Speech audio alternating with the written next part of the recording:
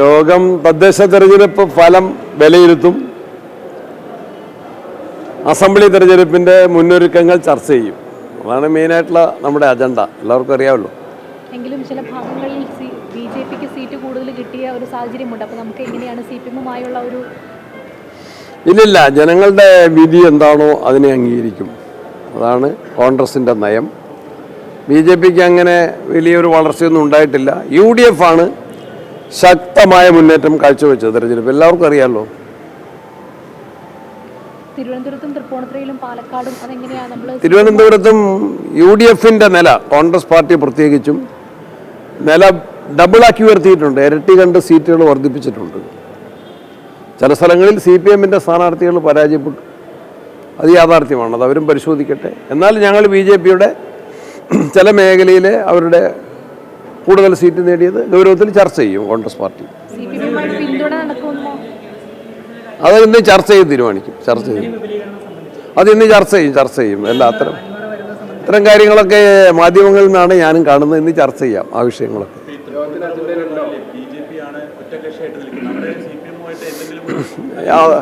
അത്തരം കാര്യങ്ങളൊന്നും ആലോചിച്ചിട്ടില്ല. നിയമസഭാ തെരഞ്ഞെടുപ്പിന്റെ ചർച്ചകളിലേക്ക് കടക്കുകയാണോ? ആ ചർച്ചകളുടെ പ്രാരംഭം എങ്ങനെ ചർച്ച തുടങ്ങണമെന്ന് ചർച്ച ചെയ്യാം. ചർച്ചയിലേക്കല്ല, ചർച്ച തുടങ്ങാനുള്ള ചർച്ചയാണ്. ജനകീയമായിട്ടുള്ള അടിത്തറ വർദ്ധിപ്പിക്കും, വികസിപ്പിക്കുമെന്ന് ഞങ്ങൾ പറഞ്ഞു. അപ്പോൾ നിങ്ങളത് സംശയത്തോടെ കണ്ടു. അത് വികസിപ്പിച്ചിരിക്കുന്നു. ഇനിയും അത് വികസിപ്പിക്കാം, കൂടുതൽ വികസിപ്പിക്കാം. അതൊന്നും ചർച്ചയിലേക്ക് വന്നിട്ടില്ല. അത് പാർട്ടിയോടെ തീരുമാനിക്കേണ്ടതാണ്. എറണാകുളം DCC ഇവിടുത്തെ നേതാക്കന്മാർക്കും കൗൺസിലർമാർക്കും അതിനുള്ള ചുമതലയുണ്ട്. അവരത് സമയത്ത് ഉചിതമായ തീരുമാനമെടുക്കും. അത് ഞാനും പേപ്പറിൽ നിന്ന് കണ്ട്. ഞാനൊരു പേരിലും ചർച്ച ചെയ്യും. ഞാൻ പങ്കാളിയല്ല. ഒന്നുമില്ല, ഒരാശങ്കയില്ല. വളരെ അന്ന് ആലോചിച്ചിട്ടില്ല. ഞാനതിൻ്റെ അകത്ത് എനിക്കറിയില്ല. I am not informed at all. പൂർണ്ണ നിയന്ത്രണം എറണാകുളം DCC ആ രീതിയിലാണോ? പൂർണ്ണ നിയന്ത്രണം എന്നല്ല. ഇവിടെ നേതാക്കന്മാരെല്ലാവരും ഉണ്ട്. പ്രതിപക്ഷ നേതാവുണ്ട്, KPCC ഭാരവാഹികളുണ്ട്, DCC ഉണ്ട്. ആവശ്യമെങ്കിൽ മാത്രമേ നമ്മളൊക്കെ ചർച്ച ചെയ്യേണ്ടത്.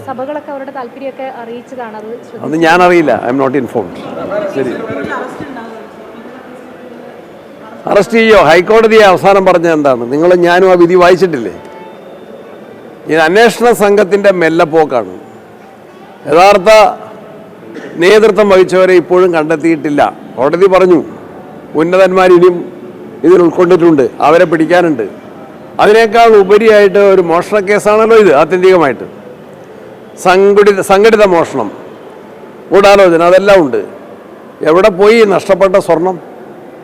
അത് വീണ്ടെടുക്കണ്ടേ?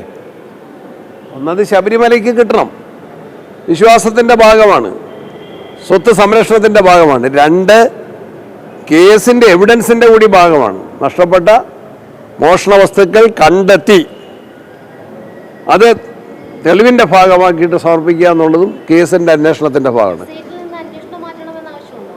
SITയുടെ അന്വേഷണം പൂർണ്ണ തൃപ്തിയല്ലെന്ന് ആദ്യം പറഞ്ഞത് ഒരുപക്ഷെ ഞങ്ങളായിരിക്കും, അല്ലെങ്കിൽ ഞാൻ തന്നെ പറഞ്ഞിട്ടുണ്ട്. നിങ്ങളോട് മാധ്യമങ്ങളുടെ ചോദ്യത്തിന് പറഞ്ഞിട്ടുണ്ട്. SIT അന്വേഷണം പൂർണ്ണ സംതൃപ്തിയുള്ളതല്ല. കാരണം അതിൽ കേരള സർക്കാരിൻ്റെ ആഭ്യന്തര വകുപ്പിൻ്റെ ചരടുണ്ട് അവരുടെ പിന്നിൽ.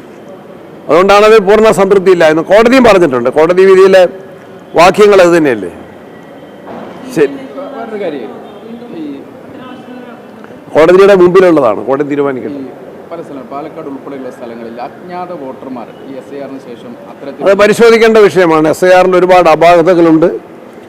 ASD ലിസ്റ്റിൽ ഒരുപാട് അപാകതകളുണ്ട്. അത് പരിഹരിക്കണം. ഞങ്ങൾ നേരത്തെ തന്നെ പറഞ്ഞതാണ്. സമയം ഇതിൻ്റെ അകത്ത് കിട്ടിയിട്ടില്ല. തദ്ദേശ തെരഞ്ഞെടുപ്പും SIRും ഒരുമിച്ച് വന്നത് ജനങ്ങൾക്കും രാഷ്ട്രീയ പ്രവർത്തകർക്കും വലിയ പ്രയാസം ഉണ്ടായിട്ടുണ്ട്. അതിനെതിരെ സുപ്രീം കോടതിയിൽ തന്നെ കേസുണ്ട്. കോടതിയുടെ നിർദ്ദേശം പോലും ഇലക്ഷൻ കമ്മീഷൻ വേണ്ടത്ര ഗൗരവത്തിൽ പരിഗണിച്ചിട്ടില്ല എന്നുകൂടെ മനസ്സിലാക്കാൻ. BJPക്ക് വലിയ ഭൂമുണ്ടായ മണ്ഡലങ്ങളിലൊക്കെ പെട്ടതാണ് പാലക്കാട് ഉൾപ്പെടെയുള്ള സ്ഥലങ്ങൾ. അവിടെയാണ് വോട്ടർ പട്ടികയിൽ അങ്ങനെയുള്ള അപാകതകൾ ഉണ്ടെന്ന് ഗൗരവമായിട്ട് സംശയിക്കുന്നുണ്ട്. ശരി, ഒരുങ്ങി കഴിഞ്ഞില്ല. ഒരുക്കം തുടങ്ങുന്ന കാര്യം ആലോചിക്കാം. ഇല്ലല്ല, അതൊക്കെ സമയോചിതമായ തീരുമാനങ്ങൾ എടുക്കും. ശരി, താങ്ക് യു.